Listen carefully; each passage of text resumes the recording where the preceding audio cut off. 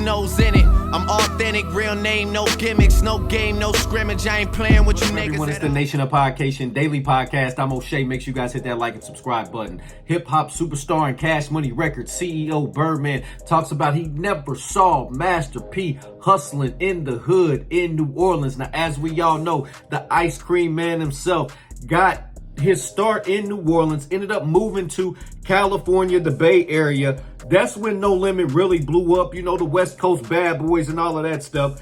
Then he went back to New Orleans and he was, No Limit was made by then when he went back to New Orleans. Now, Cash Money did it the opposite way. Birdman and them started in New Orleans. They got their name in New Orleans. They took a bunch of New Orleans artists and made them superstars and then got famous and then took over the globe. So these two, they both had different paths to success. Well, we see in this interview where Birdman's talking about Master P, where Master P blocked them from getting a deal with Priority like them. So they had to go to Universal. So that's one part that Birdman said was weird. And then the second part, he says he never saw Master P outside hustling. Let's take a look at this clip from Birdman as he explained. We had never heard nothing like that. Like, just even his flow, bounce. Joey's first album did 10 million.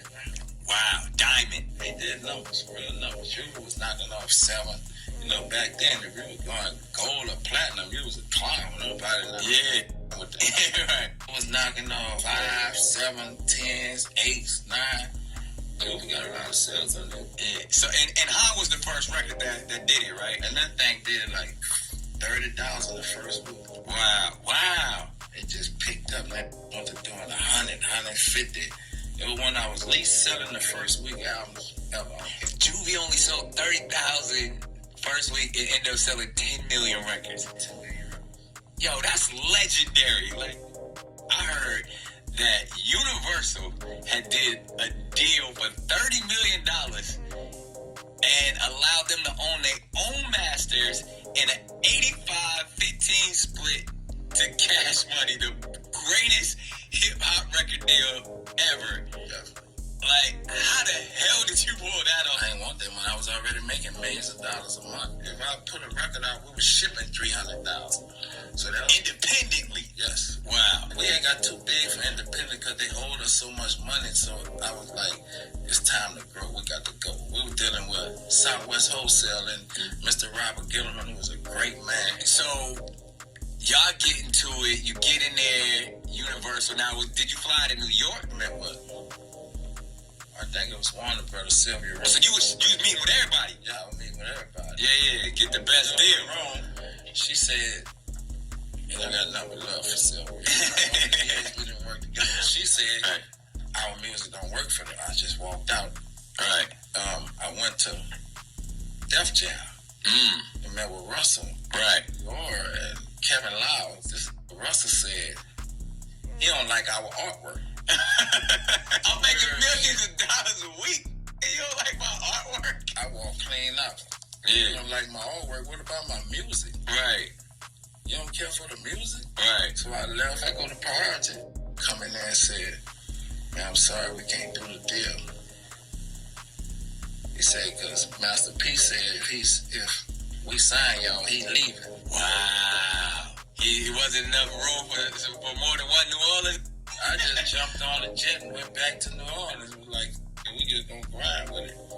And then Mel and Winton called. I said, this is my last trip. I ain't taking no more money. Flights to New York or California. Right. Yeah, we'll thug it out. Yeah. I'm still like bodied and all of that. At the time, knowing he was getting on, what was Cash Money doing? honestly, I never heard of that dude.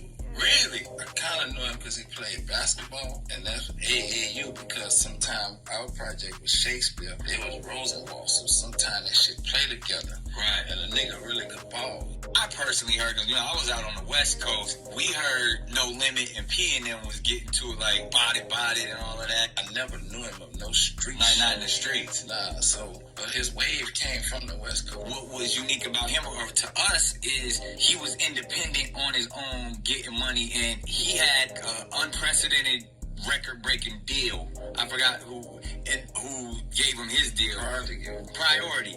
I never knew him of no street. Listen, where All right, there you have it. So Birdman said he never knew Master P on no street stuff. He heard from him through basketball, and then when he went to the West Coast, they did the No Limit thing, and then came back to New Orleans. That's crazy, crazy stuff. I know these two, it seems like they will never get along. Like, I was hoping to see when we got that Hot Boys reunion, and Birdman was there, and Master P came out with the mayor to give Lil Wayne the key of the city. I was hoping we could get a moment between Master P and Birdman to shake up, but these two will, it seems like, will never fully reconcile. They both have praised each other from afar, but up close, they just don't rock with each other. Birdman said in other interviews, he just don't rock with Master P. So crazy, crazy stuff. Nation, what do you think about Birdman's comments? What do you think about Master P? Nation, let me know in the comment section down below. Make sure you all hit that like and subscribe button on your way out. In it. I'm authentic, real name, no gimmicks, no game, no scrimmage. I ain't playing with you niggas at all.